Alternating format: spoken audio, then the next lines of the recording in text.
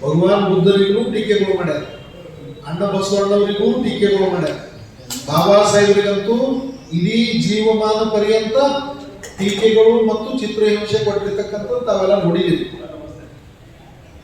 ಬಾಬಾ ಸಾಹೇಬ್ ಅಂಬೇಡ್ಕರ್ ಅವರು ಈ ದೇಶದ ಜಾತಿ ವ್ಯವಸ್ಥೆಯಲ್ಲಿ ಅನೇಕ ತೊಂದರೆಗಳು, ಅನೇಕ ಕಷ್ಟ ನೋವುಗಳನ್ನು ಅನುಭವಿಸಿಯೂ ಕೂಡ ಮೇಲೆ ಬಂದು ಇದು ಎಲ್ಲದಕ್ಕೂ ಒಂದು ಪರಿಹಾರ ಕೊಡಬೇಕಲ್ಲ ನಾನು ಅಂತ ಹೇಳಿ ಸಾಕಷ್ಟು ಅಧ್ಯಯನ ಮಾಡೋದ್ರ ಜೊತೆಗೆ ಸುಮಾರು ದಿನಕ್ಕೆ 16ರಿಂದ 18 ತಾಸು ಕಷ್ಟಪಟ್ಟು ಏನೇ ಸಮಸ್ಯೆಗಳಾದರೂ, ಎಷ್ಟೇ ಆರೋಗ್ಯ ಕೆಟ್ಟರೂ ಕೂಡ ಅವರು ಈ ದೇಶದ ಜನರ, ಈ ದೇಶದ ಶೋಷಿತ ವರ್ಗಗಳ ಬಗ್ಗೆ ಸಾಕಷ್ಟು ಕೆಲಸ ಮಾಡಿರ್ತಕ್ಕಂಥದ್ದು ನಾವು ನೋಡಿದ್ದೀವಿ.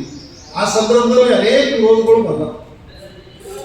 ಈಗ ಎಕ್ಸಾಂಪಲ್ ಹೇಳ್ಬೇಕಂದ್ರೆ ಬಾಬಾ ಸಾಹೇಬರ ಕುರಿತು ಅನೇಕ ವಿವಾದಗಳು ಅನೇಕ ಕಡೆ ಇವೆ.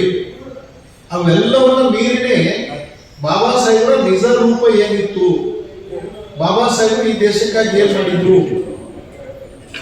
ಅಂತಕ್ಕಂಥದ್ದು ಪದೇ ಪದೇ ಪದೇ ನಾವು ಹೇಳಲೇಬೇಕಾಗ್ತದೆ.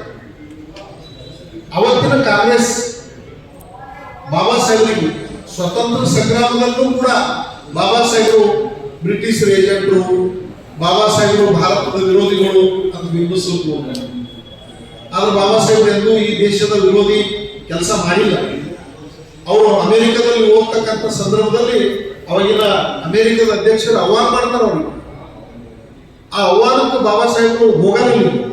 ಹೋದ್ರೆ ಕೆಟ್ಟ ಸಂದೇಶ ಹೋಗ್ತದೇನೋ ಅಂತ ಹೇಳಿ ಬಾಬಾ ಸಾಹೇಬರು ಮರಳಿ ಭಾರತಕ್ಕೆ ಬರ್ತಾರೆ. ಅಂತ ದೇಶ ಪ್ರೇಮಿ ಬಾಬಾ ಸಾಹೇಬರನ್ನ ದೇಶ ವಿರೋಧಿ ಅಂತಕ್ಕಂಥ ಹಣೆಪಟ್ಟಿ ಕಟ್ಟಲಿಕ್ಕೂ ನೋಡಿದ್ರು. ಜೊತೆಗೆ ಈ ದೇಶದ ಶೋಷಿತ ವರ್ಗಗಳಿಗೆ ಪ್ರತ್ಯೇಕ ಮತದಾನ ಪದ್ಧತಿ, ದ್ವಿಸದಸ್ಯ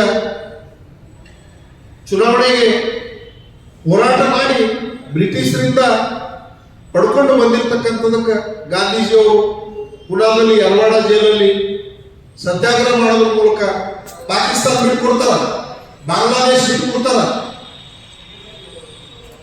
ಆದರೆ ಬಾಬಾ ಸಾಹೇಬ್ ದೇಶ ಹೊಡಿತಕ್ಕಂಥ ಮಾತಾಡಿರಲಿಲ್ಲ, ದೇಶ ವಿಭಜನೆ ಮಾತಾಡಿರಲಿಲ್ಲ.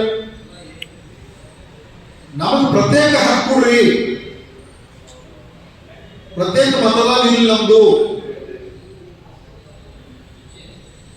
ಎಲ್ಲರ ಜೊತೆ ಎಲೆಕ್ಷನ್ ಆದ್ರ ನಮ್ಮಲ್ಲೇ ಇರ್ತಕ್ಕಂಥ ಗುಲಾಮರಿಗೆ ಮೇಲ್ವರ್ಗದವರು ಆರಿಸ್ತಿರ್ತಾರ, ಅದಕ್ಕೆ ತಮ್ಮ ನಾಯಕರಿಗೆ ತಾವೇ ಆರಿಸ್ಕೊಳ್ತಕ್ಕಂಥ ಪದ್ಧತಿ ವ್ಯವಸ್ಥೆ ಇರಲಿ ಅಂತ ಹೇಳಿ ತಂದಿರ್ತಕ್ಕಂಥದ್ದು.